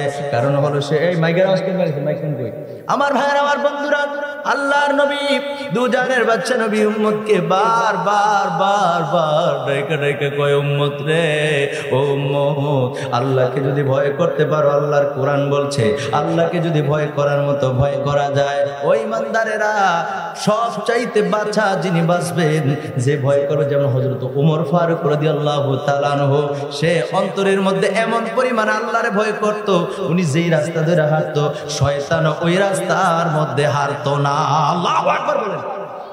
শয়তান পর্যন্ত হাঁটতো না। ওনাকে জিজ্ঞেস করা হয়েছিল, আমিরুল মুমিনিন, আপনি যে রাস্তা দিয়ে হাঁটেন ওই রাস্তা দিয়ে শয়তান পর্যন্ত হাঁটে না, ঘটনা কি? আমিরুল মুমিনিন হযরত ওমর ফারুক রাদিয়াল্লাহু তাআলা বলেন, আমি তো জানি না কেন শয়তান এত পরিমাণ আমাকে ভয় করে, তবে আমি একটা কথা জানি, সেটা হলো আমি আল্লাহকে বেশি ভয় করি, এই জন্য ওই শয়তান আমার ভয় করে। যেরকম সুবহানাল্লাহ, আর যেরকম সুবহানাল্লাহ। এই জন্য ভয় করতে হবে কাকে? আমি আমার মূল আলোচনার মধ্যে আছি, ভয় করতে হবে কাকে? এই জন্য ভাইয়েরা আমার, বন্ধুরা আমার, সংসারের চাপে পড়ে মানুষ হালাল হারাম কত কিছু ইনকাম করে, সন্তানকে মানুষ করতে হবে। মেয়ে সন্তান হোক আর ছেলে সন্তান হোক, স্ত্রী পরিবার পরিজনের জন্য, আব্বা আম্মার জন্য ইনকাম করে করে মাস শেষে তাদেরকে টাকা দিতে হবে, নয়তো সংসার চলবে না। কত বোঝা আপনার আমার কাঁধের মধ্যে, কথা কোন ঠিক কিনা? এই জুড়ে বলেন ঠিক কিনা? বন্ধুরা রে, ও আমার ইমানদার ভাইরা, যাদের জন্য আপনি হালালে হারামে আপনি ইনকাম করেছেন, ডান হাতে ইনকাম করেছেন, বাম হাতে ইনকাম করেছেন, কোনোদিন আপনি খেয়ালও করেন নাই, এত এত পরিমাণ আপনার পাপ হয়ে গেছে। হাসরের ময়দানে আল্লাহর দরবারে যখন, আল্লাহর আদালতে যখন আপনি গ্রেফতার হয়ে যাবেন, আমরা পুরুষ মানুষ, কথাগুলো মনোযোগ দিয়ে শোনেন। আজকে হয়তো বা প্রজেক্টরের ব্যবস্থা আছে নাকি? আমার মা বোনেরা আওয়াজ শুনতেছে, মা গো মা, ও মা, বেশি লোভ করা ভালো না। স্বামীর কাছ থেকে আপনি জানতে চাইবেন, স্বামী ও আপনার স্বামী, আপনি যে ইনকাম করে আনে দেন, এই ইনকামগুলি হালাল পথে আনেন নাকি হারাম পথে আনেন? যদি আপনি হালাল পথে আনেন, দরকার হয় আমরা 2 বেলা খাবার খাবো, 1 বেলা না খেয়ে থাকবো, তারপর হারাম ইনকাম করেন না, আপনি স্বামীর উৎসাহ দিতে হবে। আমাদের দেশের মা বোনেরা কিন্তু এর বিপরীত করে, কথা বলেন ঠিক কিনা? এর বিপরীত করার কারণে আমরা যারা পুরুষ মানুষ স্বামী আছি, আমাদের মাথা নষ্ট হয়ে যায়। হালালে হারামে, ডানে বামে, দিনে রাত্রে বিভিন্নভাবে যেখান থেকে টাকা ইনকাম করা যায় ওই জায়গার মধ্যে দৌড়ায়। কিন্তু যুবক ভাই, আমি বইলা দিয়া যাই, হয়তোবা হুজুর অল্প কয়েক মিনিটের মধ্যে চলে আসবেন। আমি আমার আলোচনার শেষ প্রান্তে কথাগুলি বলে দিয়ে যাই। হাসরের ময়দানে আল্লাহর আদালতে যখন আপনি গ্রেফতার হয়ে যাবেন, আল্লাহর কাঠগড়ায় যখন আপনি আসামি হয়ে যাবেন, তখন পুরুষ মানুষগুলোর মধ্যে হুকুম আসবে, ডাক দিবে আল্লাহকে, আল্লাহ গো, যাদের জন্য দুনিয়ার বুকে আমি অপরাধ করেছি, যাদের জন্য আমি হারাম পথে ইনকাম করেছি, আল্লাহ আমি তাদের সঙ্গে একটু কথা বলতে চাই। আল্লাহু আকবার বলেন। আল্লাহ বলবেন ঠিক আছে যা, তুই যখন কথা বলতে চাস ঠিক আছে যা। দৌড়ে যাবে। যে ব্যক্তি হারাম পথে ইনকাম করেছে পরিবার পরিজনের জন্য, দৌড়ে যাবে, গিয়া বলবে, ও আমার সন্তান রে, তোর ভরণ পোষণের জন্য আমি হালালে ইনকাম করেছি, হারামে করেছি। ও সন্তান, আজকে আমি বাবার কাঁধ থেকে একটু অপরাধ তোমার কাঁধে নিয়ে নাও। সন্তান বলবে, বাবা, সন্তান মানুষ করা বাবার দায়িত্ব। আমি তো বলি নাই আপনার হারাম পথে ইনকাম করার জন্য, আজকে আমার এই উপায় নাই, আপনি অযথা আমার কাছে ঘুরে ফিরে কোনো লাভ নাই, আপনার হিসাব আপনি মিলাইয়া দেন। আল্লাহু আকবার বলেন। তখন বান্দা দৌড়া যাবে ওই তার কন্যা সন্তানের কাছে, গিয়া বলবে, মা, ও মা রে, আমি তো তোরে মা বলে ডাকছি রে মা, কত সুন্দর করে আমি মাথার চুলগুলো আশ্রয় দিতাম, আদর কইরা বুকে নিয়ে ঘুমাইতাম। তুই যখন বড় হইছস, ভালো একটা পাত্র দেখা তোরে বিয়া দিছি, বিয়া দিতে গিয়া লক্ষ লক্ষ টাকা খরচ করছি, এই টাকাগুলো ইনকাম করতে গিয়া আব্বা হারাম পথেও পা বাড়াইছিলাম, আজকে আল্লাহর আদালতে গ্রেফতার হয়ে গেছি। একটু বিবেক দিয়া চিন্তা করেন কথাগুলো। আজকে আল্লাহর আদালতে আটকায় গেছি, গ্রেফতার হয়ে গেছি। ও আমার মেয়ে, ও আমার মা রে, আজকের এই অপরাধগুলি থেকে কিছু সংখ্যক অপরাধ তোমার কাঁধে নিয়ে নাও। মেয়ে বলবে, বাবা, বাবা রে, ও বাবা, এই দুনিয়ার জমিনে আমাদেরকে লালন পালন করা আপনার দায়িত্ব ছিল, আপনি লালন পালন করেছেন, আপনি আমাদেরকে ভরণ পোষণ দিয়েছেন, আপনি আমাদেরকে আদর মায়া মমতা দিয়েছেন, আপনি কি হালালে দিয়েছেন নাকি হারামে দিয়েছেন এটা তো আমার দায়িত্ব না, আপনার দায়িত্ব। আপনি কিভাবে করেছেন, পালন করেছেন আপনি জানেন। আপনি আল্লাহর দরবারে আপনার পাপের হিসাব আপনি দেন। জোরে কন্যা উজুবিল্লাহ, আরো জোরে কন্যা উজুবিল্লাহ। এবার সর্বশেষ দৌড়ে যাবে স্ত্রীর কাছে। স্ত্রীর কাছে গিয়া বলবে, স্ত্রী রে, ও প্রাণের বিবি রে, তোরে তো আমি কলিজার থেকে ভালোবাসছি, আরে তোরে আমার সংসারে আনার পরে তোর শাড়ি, তোর গহনা, তোর খাওন দাওন, তোর পোশাক পরিচ্ছদ সবকিছুর জন্য আমি পাগল হয়ে যাইতাম। তুমি যখন যাহা চেয়েছো আমি তাহাই দিয়েছি রে বিবি। আজকে তো আমি বড় অপরাধী, আমি আজকে বড় অসহায় হয়ে গেছি। তোমাদের জন্য জীবন ভর আমি ইনকাম করেছি, হালালে হারামে কোনোদিন দেখি নাই। আজকে আমি আল্লাহর কাঠগড়ায় বড় আসামি হয়ে গেছি, আমি গ্রেফতার হয়ে গেছি। বিবি রে, ও আমার স্ত্রী, আজকে আমার পাপগুলোর থেকে কিছু সংখ্যক পাপ তুমি কমায় দাও। স্ত্রী বলবে, আরে বাবা, মা বড় আশা করে আপনার হাতে আমারে তুল্লা দিছে, আমি মা বাবা সাইরা আপনার হাত ধরে আপনার বাড়িতে আসছি, আমি আপনার দিকে তাকায়া ছিলাম, মা বাবার বাড়িতে যাওয়ার জন্য তো পাগল বাড়া ছিলাম না। আপনার পরিবারে এসে আমি কি কষ্ট কম করছিনি? স্ত্রী বলবে, আমি তো কষ্ট কম করি নাই। এখন আজকে আমি আল্লাহর দরবার আমার কি হবে সেটা আমি জানি না, আল্লাহর দরবার আমি কি জবাব দেব সেটা আমার জানা নাই। এই জন্য স্ত্রী ডেকে ডেকে বলবে, স্বামী রে, ও স্বামী, আমার ভরণ পোষণ, খাওয়া দাওয়া, আমার উঠা বসা, আমার কাপড় চোপড়, আমার সব কিছুর দায়িত্ব তুমি যখন তোমার হাতে যখন আমার বাবা তুলে দিয়েছে, সেদিন থেকে আল্লাহর তরফ থেকে আমার সকল ভরণ পোষণের দায়িত্ব তোমার উপরে পড়ে গেছে। তুমি আমার কেমন করে চালাইছো? ও স্বামী, কোনোদিন আমিও জিজ্ঞেস করি নাই তুমি যদি হারামে ইনকাম করে থাকো, আমি তো বলি নাই তোমাকে হারাম পথে ইনকাম করার জন্য। স্ত্রী সেদিন বলবে যে প্রাণের বিবির জন্য আপনি হারাম খাচ্ছেন, হারাম দিয়ে আপনি পাহাড় পরিমাণ সম্পদ করছেন। ও ভাইয়েরা, যুবক ভাইয়েরা, বিবেকবানেরা, একটু অন্তরের কানটা লাগায় শুনেন, সেদিন স্ত্রী আপনাকে তাড়াইয়া দেবে, স্ত্রী আপনার কথা শুনবে না, স্ত্রী আপনাকে দৌড়াইয়া দেবে। স্ত্রীর কথা শুনে আপনি নিরাশ হয়ে যাবেন, বলবেন আয় বারে আলাহি, আমার আর কিছু করার নাই। জীবনভর যাদের জন্য আমি জীবনভর ইনকাম করেছি, অক্লান্ত পরিশ্রম করেছি, অর্থ সম্পদ আমি জোগাড় করেছি, আমি ধনের পাহাড় করেছিলাম, আজকে তারা আমাকে দূর দূর করে তাড়াইয়া দিছে। ও রব, আপনার যা শাস্তি আমাকে দেন, আমার আর কিচ্ছু বলার নাই। সেদিন কিন্তু একটা কথাও আপনার কোনো পরিবার পরিজন আপনজন শুনবে না। কথা বলেন ঠিক কিনা? সেদিন বন্ধু আমাদেরকে সুন্নি যারা, এই আজকের মাহফিল সুন্নি মহাসম্মেলন, সুন্নিদেরকে বলা হয় যে সুন্নিরা কেন নবী নবী করে? আহারে বন্ধু, দুনিয়ার জমিনে যার জন্য জীবন কুরবান করেছো, যার জন্য হালালে হারামে ইনকাম করেছো, যাদের জন্য পাগল পারা ছিল, যাদের জন্য মরিয়া হয়ে পাগল পারা হয়েছিল, তারা সেদিন তোমার কথা বলবে না। যেদিন মা সন্তানকে দূরে সরাই দিবে, বাবা সন্তানকে দূরে ঠেলে দিবে, স্ত্রীর স্বামীকে, এই কথা শোনেন, স্ত্রীর স্বামীকে দূরে ঠেলে দিবে, সন্তান বাবাকে দূরে ঠেলে দিবে, আহারে স্বামী স্ত্রীকে দূরে দৌড়ান দিবে, দূরে সরাইয়া দিবে।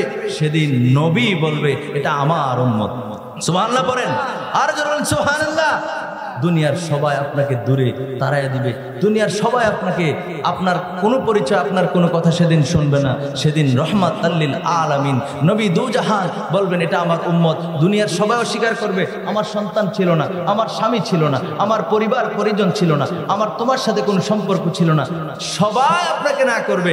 সবাই কোরআন বিশ্বাস করেন না? কোরআন শরীফের 30 পারার 3 নম্বর সূরা খোলেন, 3 নম্বর সূরার মধ্যে আপনি পেয়ে যাবেন 10 নম্বর আয়াত থেকে বাকি আয়াতগুলি পড়লে আপনি বুঝতে পারবেন সেদিন আপনার কোনো আপনজন কোনো কাজে আসবে না। সেদিন যিনি কাজে আসবে, সেদিন আপনার পরিচয় যিনি লুকাবেন না, বড় করে করে বলবেন ইয়া রব্বি হাবলি উম্মতি, রব্বি হাবলি উম্মতি, সেটা আর কেউ না, সেটা হলো রাহমাতাল লিল আলামিন। চিৎকার মেরে বলেন সুবহানাল্লাহ, আর জোরে বলেন সুবহানাল্লাহ।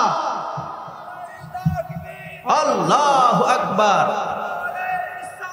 ইয়া হুশিয়ার সাবধান, জিন্দাবাদ জিন্দাবাদ জিন্দাবাদ জিন্দাবাদ। ভাইরা আমার, বন্ধুরা আমার ওই মোবাইলটা হুজুর নাকি ফোন ধরতেছেন, একটু দেখি তো, একটু দূরে শরীফ পড়ি। আল্লাহুম্মা সাল্লি আলা,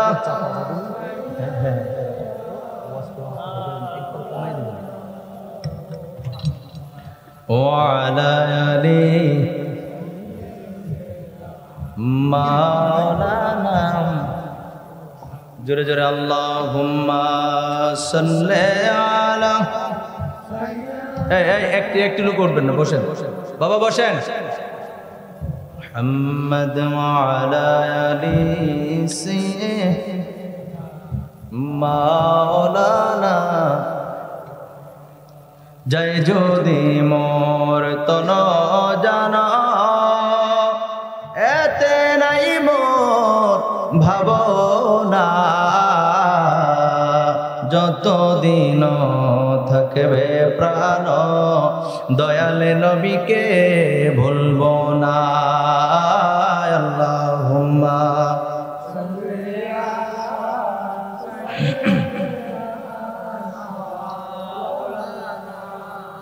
মুহাম্মদ ওয়া আলা,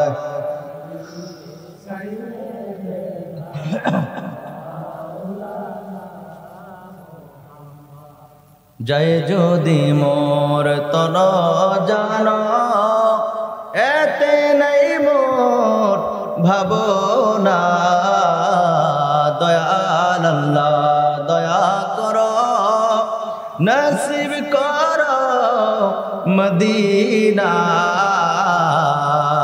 নবীজিকে না দেখাইয়া মরণ আমাদের দিও না। আল্লাহুম্মা সাল্লি আলা সাইয়্যিদিনা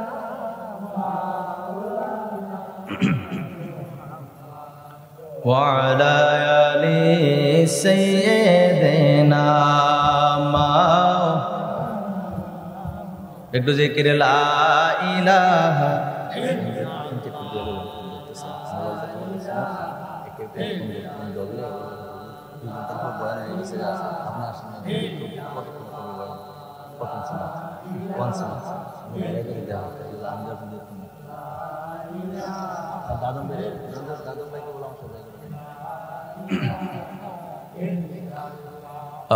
লা ইলাহা ইল্লাল্লাহ, লা ইলাহা,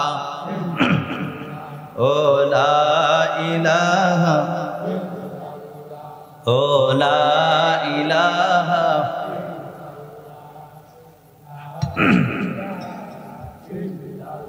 লা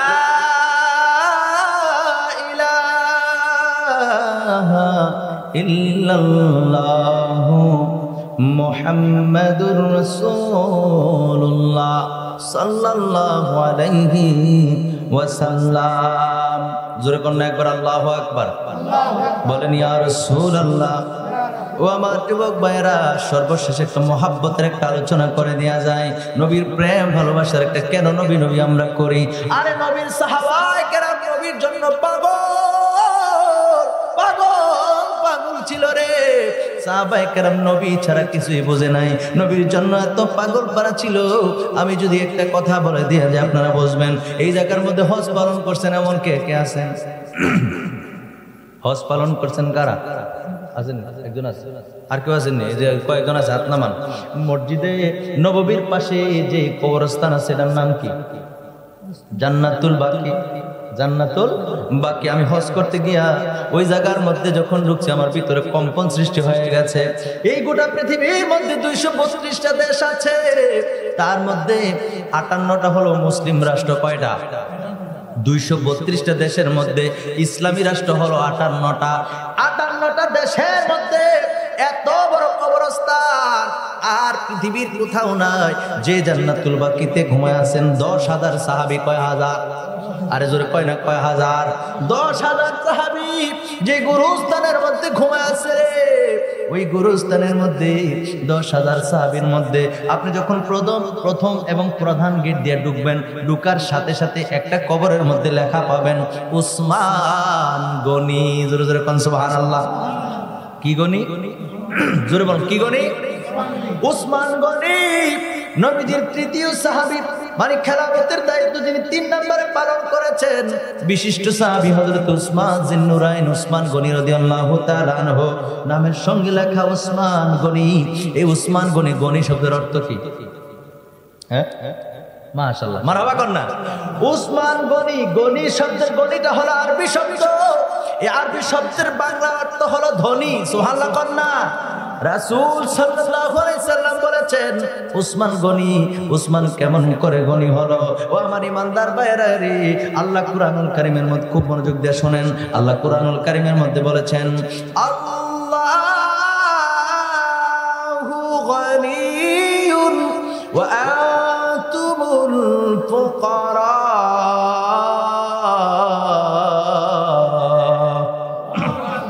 আল্লাহ কুরআনুল কারীমের মধ্যে বলতেছে আমি আল্লাহ হলো আল্লাহু গনিয়ুন, আল্লাহ হলো গনি মানে ধনী। জোরে কোন সুবহানাল্লাহ। ওয়া আনতুমুল ফুকারা, আর বাদ বাকি তোমরা যা আছো সব হলো ফকির। কার কথা?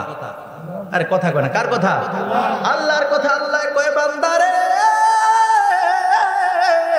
ও বান্দা, ধনী হইলাম আমি আল্লাহ পাক রব্বুল আলামিন, আর আমি আল্লাহ ছাড়া বাদ বাকি সব হলো ফকির। কিন্তু আল্লাহ নবীকে উসমান গনি সাহাবায়ে কেরাম প্রশ্ন করলো, ইয়া রাসূলুল্লাহ, ইয়া হাবিবাল্লাহ, নবী গো, নবী গো, নবী গো, আল্লাহ ধনী বুঝলাম, উসমান আবার ধনী হইলো কেমনে? উসমান আবার গনি হইলো কেমনে?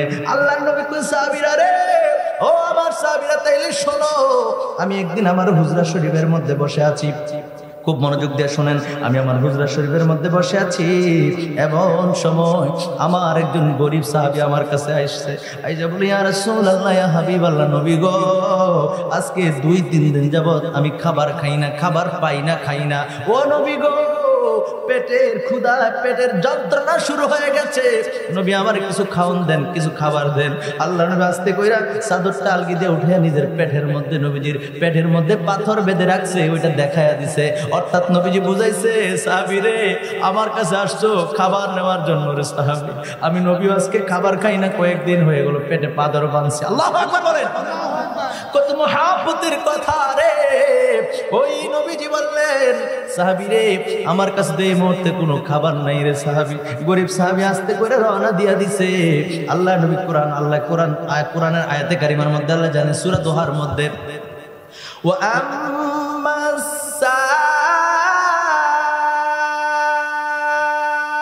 সাইলা ফালা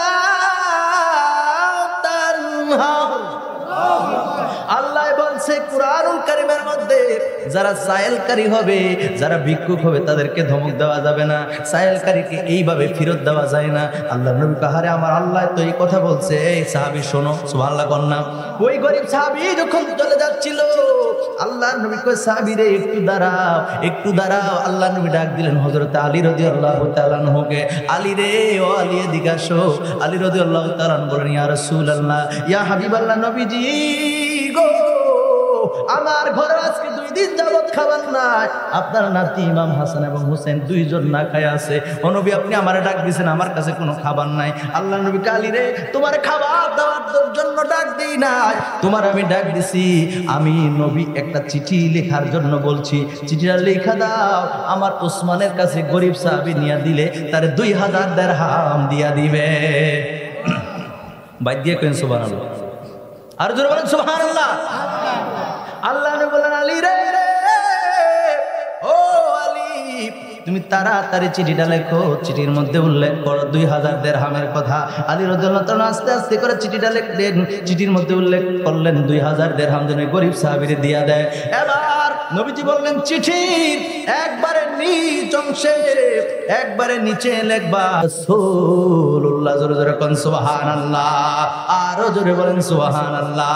চিঠির প্রেরক হলো মুহাম্মাদুর রাসূলুল্লাহ। এবার গরিব সাহাবীরে দিলেন, আস্তে করে সাহাবীরে দিলেন, এ সাহাবী যাও আমার উসমানের কাছে নিয়ে চিঠিটা দিবা। এই গরিব সাহাবী একটা দৌড় দিয়া উসমান রাদিয়াল্লাহু তাআলা আনহুর বাড়িতে আসলেন। আয়েশা দেখেন হযরত উসমান তার কেশিয়ারের সঙ্গে বসে আছেন। কেশিয়ার আর উসমান রাদিয়াল্লাহু তাআলা সামনাসামনি বসা, আর বলতেছে একটু পর পর কয়, এই কেশিয়ার তোমার সব হিসাব ঠিক আছে, সাইরানার হিসাব কই? আল্লাহু আকবার বলেন। সব হিসাব তোমার ব্যবসার সবকিছু বুঝাই দিতেছো, কিন্তু সাইরানা গেলে কই?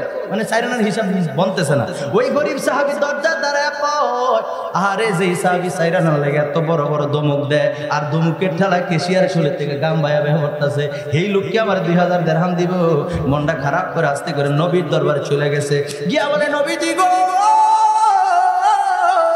ও মায়ার নবীজি আমার, আপনি চিঠি দিয়া কার কাছে পাঠাইছেন?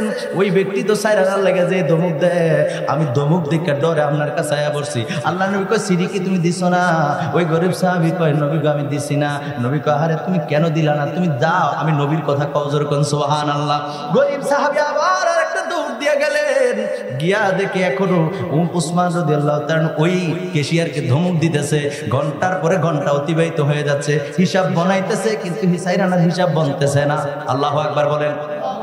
উসমান রাদিয়াল্লাহু তাআলা আনহু কয়, কেশিয়ার রে সাইরানার হিসাব দাও, নয়তো আজকে বাড়িতে যাওয়া যাবে না। সাইরানার হিসাব যতক্ষণ পর্যন্ত আমারে না দিবা ততক্ষণ পর্যন্ত তোমার ছুটি নাই। এই কথা বলার পরে গরিব সাহাবী কয়, বারবার নবীর কাছে আর এই সাহাবীর কাছে দৌড়ে দৌড়ে ফেডের খিদা এমনি মরতাছি, বারবার অযথা দৌড়ে আমার লাভ নাই, বাইজে গেড়ে বালা।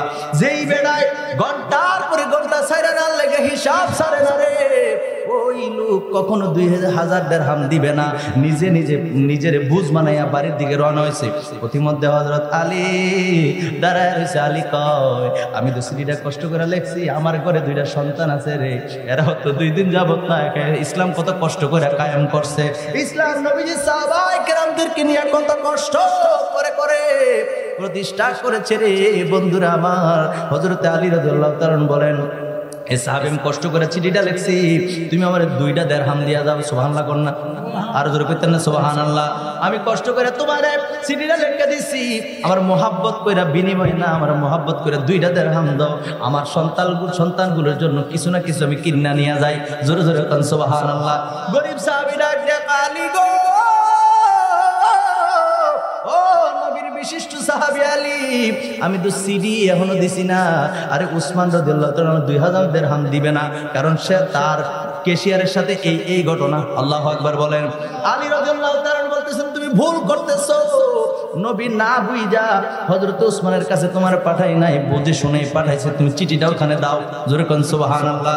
আলী রাদিয়াল্লাহু তাআলার কথা শুইনা ওই গরীব সাহাবী আবার আস্তে আস্তে কইরা ওসমান রাদিয়াল্লাহু তাআলা বাড়িতে গেলেন, যাইয়া দেখে রে ওসমান রাদিয়াল্লাহু তাআলা আনহু এবং কেশিয়া দুইজনে বড় গলায় পড়তেছে আলহামদুলিল্লাহ। আমরা কইতেন না আলহামদুলিল্লাহ? দুইজনে কি করতেছে? দুইজনে কি পড়তেছে? আলহামদুলিল্লাহ। তার মানে সাইরানার হিসাবে এতক্ষণ মিলছে। সুবহানাল্লাহ কোন না? সাইরানার হিসাব যখন মিলছে, আস্তে করে গরিব সাহাবী গিয়া কয় ওসমান রাদিয়াল্লাহু তাআলা সালাম দিয়া বলতেছে সিডিটা নবী দিছে। যখন সুবহানাল্লাহ সিডিটা হাতে দেওয়ার পরে ওসমান রাদিয়াল্লাহু তাআলা পুরোটা সিডি পড়লেন, পড়ার পরে দেখলেন 2000 দিরহাম দেওয়ার কথা বলছে লোকেরে, আর নিচে দিয়া নবীজির নাম মুবারক আছে। যখন সুবহানাল্লাহ নবীজির নামটা দেখা হযরত ওসমান রাদিয়াল্লাহু তাআলা আস্তে করে নামের মধ্যে চুমা খাইলেন। সুবহানাল্লাহ কইতেন না? নামের মধ্যে কেমনে ওসমান গনি হইল? গনি তো আল্লাহ। কথাটা শুনে যান, কত মোহাব্বতের কথা, কত প্রেমের কথা। নবীজির নাম শুনে নামের মধ্যে চুমা খাইলেন। এবার হযরত ওসমান রাদিয়াল্লাহু তাআলা জিগায় সাহাবী রে, ও সাহাবী সিডি তোমার কে দিছে? সিডি আমার কাছে কে পাঠাইছে? ওই গরিব সাহাবী কয় দেখেন চিঠির নিচে লেখা আছে মুহাম্মাদুর রাসূলুল্লাহ। জোরে জোরে কোন সুবহানাল্লাহ। উসমান রাদিয়াল্লাহু তাআলা আবার নামের মধ্যে চুমা খাইলেন, আবার জিগায় উসমান রাদিয়াল্লাহু তাআলা আবার জিগায় সিডি কে দিছে? ওই গরিব সাহাবী কয় দেখেন আল্লাহর নবীর নাম আছে। জোরে কোন সুবহানাল্লাহ। নবীজির নাম দেখে আবার দ্বিতীয়বার নামের মধ্যে চুমা খাইলেন। সুবহানাল্লাহ বলেন। এবার উসমান রাদিয়াল্লাহু তাআলা তৃতীয়বার আবার জিগায় রে সাহাবী সিডি তোমার কে দিছে? হযরত ওসমান রাদিয়াল্লাহু তাআলা যখন জিজ্ঞেস করলেন, গরিব সাহাবী কয় বুঝি দাও সিডি আমারটা আমার দিয়ে দাও, তোমারটা এত লাগতো না ছাড়বো। বারবার কইতেছি নবী দিছে, নামটা তুমি পড়তে বসো, এরপরে জিগাও কে দিছে সিডি? লাগতো না, তোমারটা আমার লাগতো না, ছাড়বো দাও। হে কইতাছে সাইরানার লেগে যাই বেড়ায়, হ্যাঁ বারবার কেশিয়ারে দমকা হে বেড়া 2000 দিরহাম দেখা মাথা গরম হয়ে গেছে। আল্লাহু আকবার বলেন। টেয়াদাউনের মত নাই, আল্লাহকে জিজ্ঞা সিডি কে দিছে, সিডি কে দিছে। আল্লাহু আকবার বলেন। আসলে সাহাবীদের কোনো কাজ কিন্তু এমনি এমনি হয় না। সুবহানাল্লাহ কইতেন না? ওই গরিব সাহাবী এবার আস্তে করে একটা দৌড় দিয়া সিডি লইয়া নবীর দরবারে গেছে, গিয়া কয় নবীজি গো, প্রথম 2 বার এমনিতে দৌড়াইছি, দ্বিতীয়বার যখন গেছে সিডি হাতে দিছে, সিডি পাওয়ার পরে আপনার নাম দেখলো, আপনার নাম দেখার পরেও আমারে বারবার জিজ্ঞেস সিডি কে দিছে? আমি বারবার আপনার কথা বলছি, এই পর্যন্ত 3 বার আপনার কথা বলছি, টাকা দেয় না, খালি জিজ্ঞেস সিডি কে দিছে। আল্লাহু আকবার বলেন। নবী গো আমার টাকা দেয় না গো নবী, টাকা তো দেয় না, বারবার জিজ্ঞেস সিডি কে দিছে। আহারে আল্লাহর নবী কথাটা শুননা নবীজির মনটা বড় খারাপ হয়ে গেছে। ডাক দিয়ে আল্লাহ গো, ও প্রাণের মাওলা, আমার ওসমান তো কখনো এরকম ছিল না। আমি নবীর কথা বলতে না বলতে তো দিয়া দেওয়ার কথা, আমার ওসমান কেন এরকম করলো? সাথে সাথে নবীজি দেখেন, সাথে সাথে দেখেন ওসমান রাদিয়াল্লাহু তাআলা একটা বস্তা মাথার মধ্যে এইভাবে নিয়ে আসছে, একটা বস্তা নিয়ে নবীর দরবারে হাজির হয়ে গেছে। আল্লাহু আকবার বলেন। নবীর দরবারে হাজির হয়ে গেছে রে ওসমান রাদিয়াল্লাহু তাআলা মাথার মধ্যে একটা বস্তা। আল্লাহ নবীকে ওসমান, কোনদিন তো আমি নবী এরকম মনে করি নাই। ওসমান রাদিয়াল্লাহু তাআলা ডাক দিয়ে কয় নবীজি গো, ও মায়ের নবী, চিঠির মধ্যে যখন দেখলাম 2000 দিরহাম, আমি মনে মনে সিদ্ধান্ত নিছি এই সাহাবীর 2000 দিরহাম দিয়া দেব। সুবহানাল্লাহ কইতেন না? আরো জোরে বলেন সুবহানাল্লাহ। কিন্তু যখন আপনার নামটা দেখছি গো নবী, আমার কাছে বড় মহাব্বত লাগছে গো নবী, এই জন্য জিজ্ঞাসি সিডিটা কে দিছে? আপনার এই সাহাবী বলছে আপনি দিছেন। আমি চিঠির মধ্যে আপনার নামের মধ্যে চুমা খাইছি। জোরে কোন সুবহানাল্লাহ। এরপর আবার জিজ্ঞাসি, এইবারে 3 বার জিজ্ঞাসি, 3 বারে 3 দ্বিগুণে 6000 দিরহাম, আর সিডির মধ্যে লেখা আছে 2000 দিরহাম। মোট হচ্ছে কত? কথা কোন কত হয়েছে? ও নবী আপনার নাম এই সাহাবী যতবার বলবে আমি উসমান সিদ্ধান্ত নিয়েছিলাম ততবার 2000 দিরহাম করে দিয়া দিমু, কিন্তু আপনার এই সাহাবী তো বুঝে নাই, না বুঝে আপনার কাছে চলে আসছে। ইয়া রাসূলুল্লাহ, সিডির মধ্যে 2000 দিরহাম লেখা, এই হলো 2000 দিরহাম, আর 3 বার আপনার নাম বলছে, 3 বারে 3 দ্বিগুণে 6000, মোট 8000 দিরহামের বস্তাটা, টাকার বস্তাটা আপনার হাতে তুল্লা দিলাম, আপনি নিজের হাতে এই গরিব সাহাবীকে দিয়া দেন। সুবহানাল্লাহ বলেন, আর জোরে বলেন সুবহানাল্লাহ। আল্লাহু আকবার। ইয়া রাসূলুল্লাহ, হুশিয়ার সাবধান, হুশিয়ার সাবধান। জিন্দাবাদ জিন্দাবাদ। ভাইরা আমার, বন্ধুরা আমার, মনোযোগ আছে আপনাদের? আল্লাহর নবী খুশি হয়ে গেলেন, বড় খুশি হয়ে গেছে। নবীজি আবার আনন্দ চিত্তে ডাক দিয়েছে, আল্লাহ, ও আল্লাহ, আমার উসমান আমার নাম শুনলে নামের মধ্যে চুমা খায়, আরে প্রত্যেকবারে নামের আমার নাম বলার কারণে প্রত্যেকবারে 2000 দিরহাম করে যেই উসমান দিয়া দেয়, আমার নাম 2000 দিরহাম যতবার করে বলছে প্রত্যেকবারে 2000 দিরহাম করে দিয়া দেয়। আল্লাহ গো, এই উসমান রে আমি নবী কি দেব, আমি নবী কি দেব? আল্লাহ কয় জিব্রাইল, ও জিব্রাইল তুমি কই? জিব্রাইল কয় আল্লাহ আমি আমার দপ্তরে। আল্লাহ কয় তোমার দপ্তরে থাকলে হবে না, যাও যাও যাও আমার বন্ধু নবীর দরবারে চলে যাও। আর যে উসমান আমার মাহবুবের নাম শুননা প্রতিবারে 2000 দিরহাম করে দিয়া দেয়, যাও যাও যাও রে জিব্রাইল, গিয়া তুমি বইলা দাও আমি যে আল্লাহর সঙ্গে আল্লাহু গনিয়ুন যে টাইটেলটা, এই গনি শব্দ আমার টাইটেল আমি উসমানকে দিয়া দিলাম। সুবহানাল্লাহ বলেন, আর জোরে বলেন সুবহানাল্লাহ। জিবরাইল আমিন আসলেন, আয়েশা বললেন, ইয়া রাসূলুল্লাহ, ইয়া হাবিবাল্লাহ, আপনি কিছু দিতে হবে না গো নবী, ও নবী আপনি এবার উসমান রাদিয়াল্লাহু তাআলা নামের সঙ্গে লাগাইয়া দেন উসমান গনি। জোরে জোরে কোন সুবহানাল্লাহ।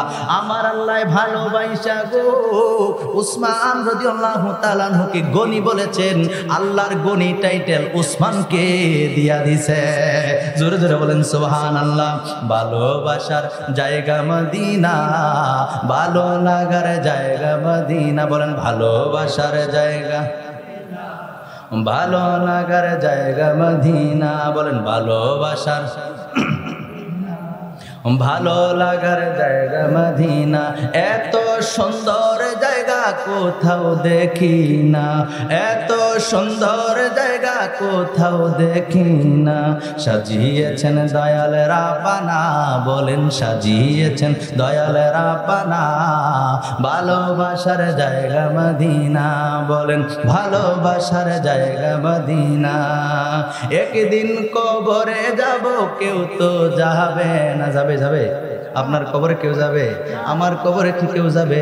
তো বলেন একদিন কবরে যাব, কেউ তো যাবে না, একদিন কবরে যাব, কেউ তো না যাবে না আমার শাহে মদিনা, বলেন যাবে না আমার শাহে। প্রত্যেকের কবরে নবী আসবে, এই প্রত্যেকের কবরে নবী এসে বুখারী শরীফের হাদিস, আল্লাহ রাসূল সাল্লাল্লাহু আলাইহি ওয়াসাল্লাম বলেন, ওমা কুনতা তাকুলু ফি হাক্কি হাযার রাজুল, রাসূল সাল্লাল্লাহু আলাইহি ওয়াসাল্লাম বলেন প্রত্যেকের কবরে আল্লাহ পাকের ক্ষমতায় আমি নবী হাজির হয়ে যাব। যেরকম সুবহানাল্লাহ। দ্বিতীয় নাম্বার যে প্রশ্ন করা হবে, ওমা কুনতা তাকুলু ফি হাক্কি হাযার রাজুল, এই ওমা কুনতা তাকুলু ফি হাক্কি হাযা, হাযা শব্দ বলা হয় কাছের বস্তুর বেলায়, যেরকম সুবহানাল্লাহ, ঠিক আছে নি হুজুর?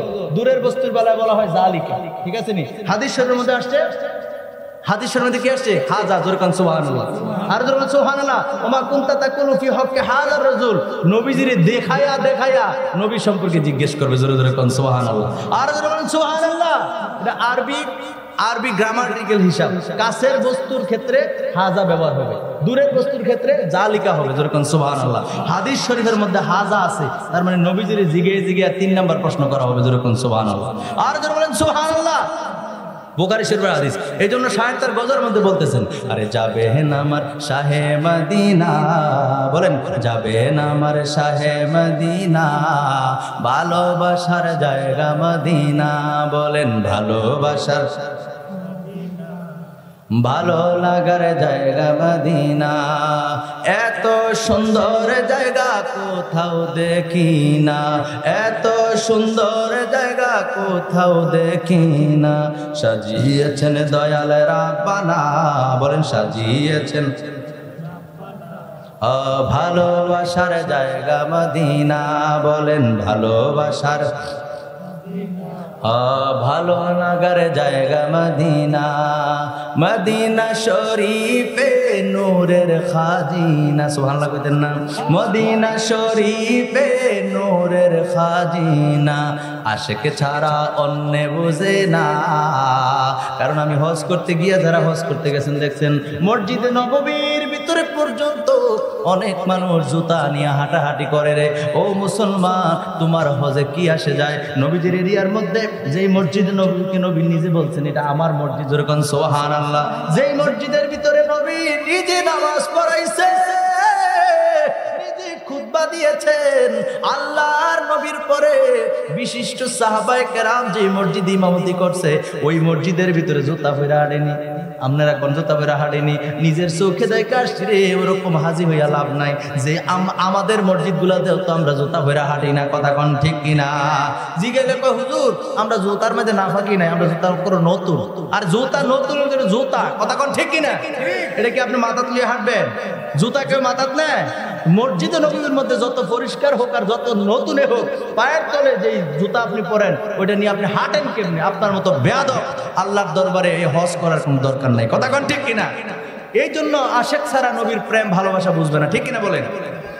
মদিনা শরীফে নূরের খাজিনা, বলেন বলেন মদিনা শরীফে নূরের খাজিনা, আশিক ছাড়া অন্য বুঝে না, বলেন আশিক ছাড়া অন্য বুঝে না। ভালোবাসার জায়গা মদিনা, বলেন ভালোবাসার জায়গা মদিনা, ভালো লাগার জায়গা মদিনা, বলেন ভালোবাসার ভালো লাগার যায়। যতই দুরুদ পড়ি তৃপ্তি মিটে না। নবীজির দুরুদ পড়লে তৃপ্তি মিটে? ওই যে প্রথমে বলছি, যে ব্যক্তি নবীজির উপর বেশি বেশি দুরুদ পড়বে তার জন্য জান্নাত অপেক্ষায় থাকে। যেরকম সুবহানাল্লাহ। যতই দুরুদ পড়ি তৃপ্তি মিটে না, বলেন বলেন যতই দুরুদ পড়ি তৃপ্তি মিটে না, যতই দুরুদ পড়ি না, মিলাদে অশান্তি লাগে না। মিলাদ করলে কি অশান্তি লাগে? বলেন মিলাদে অশান্তি লাগে না, ভালোবাসার জায়গা মদিনা, বলেন ভালোবাসার ভালো লাগার জায়গা মদিনা, বলেন ভালোবাসার জায়গা মদিনা, ভালো লাগার জায়গা মদিনা। এত সুন্দর জায়গা কোথাও দেখি না, এত সুন্দর জায়গা কোথাও দেখি না। সাজিয়েছেন দয়াল রাব্বানা, বলেন সাজিয়েছেন ভালোবাসার জায়গা মদিনা, বলেন ভালোবাসার জায়গা মদিনা। একটা জবানও বন্ধ রাখবেন না, চিৎকার মেরে বলেন সুবহানাল্লাহ। আমরা ওই নবীর দিদার চাই কি চাই না? আর আওয়াজ করে বলো নবীর দিদার চাই কি চাই না?